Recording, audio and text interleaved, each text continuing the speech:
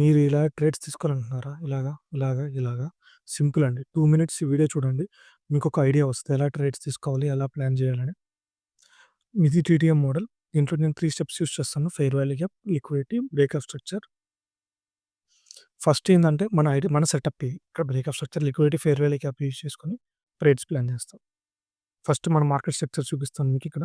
మన overall structure ఎలా ఉండాలనమాట. ఫస్ట్ మనం ఫెయిర్ వాల్యూ గ్యాప్ ఐడెంటిఫై చేద్దాం. ఫెయిర్ వాల్యూ గ్యాప్ ఐడెంటిఫై చేసాం. లిక్విడిటీ చూసాం. బ్రేక్అప్ స్ట్రక్చర్ చూసాం.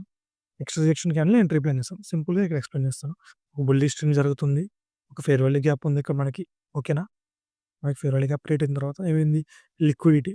ఆ లిక్విడిటీ ఏంటంటే మన ఫెయిర్ వాల్యూ గ్యాప్ ట్యాప్ అవ్వకూడదు. ఆ స్వింగ్‌లో మన ఫెయిర్ వాల్యూ గ్యాప్ ట్యాప్ అవ్వకూడదు. అప్పుడు దాని కింద లిక్విడిటీ ఉంటది. పైన బ్రేక్అప్ స్ట్రక్చర్ కోసం వెయిట్ చేస్తాం మనం. బ్రేక్అప్ స్ట్రక్చర్ జరిగింది. నెక్స్ట్ ప్రైస్ ఏం చేసింది? ప్రైస్ మన ఫెయిర్ వాల్యూ గ్యాప్‌లోకొచ్చింది. మీన్స్ లిక్విడిటీ స్వింగ్ జరిగింది. సో, మనం ఏం చేస్తాం? ఇక్కడ బుల్లిష్ క్యాండిల్ నుంచి ఎంట్రీ ప్లాన్ చేస్తాం. దానిలో మనం స్టాప్ లాస్ పెట్టుకుంటాం. నెక్స్ట్ లిక్విడిటీ మన టీవీ పెట్టుకుంటాం. బేరిష్ కూడా సేమ్. ఒక బేరిష్ ట్రెండ్ ఉంది. ఒక బేరిష్ ట్రెండ్ ఫాలో అవుతున్నామా? Next fair value gap identify చేసామా? నెక్స్ట్ ఏం చూసాం? లిక్విడిటీ ఉందా మనకి?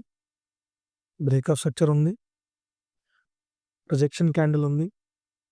Same 15 minutes fair value gap, liquidity, breakup structure, tap అయింది మన 15 మినిట్స్ ఫెయిర్ వాల్యూ గ్యాప్‌లో ట్యాప్ అయింది ప్రైస్.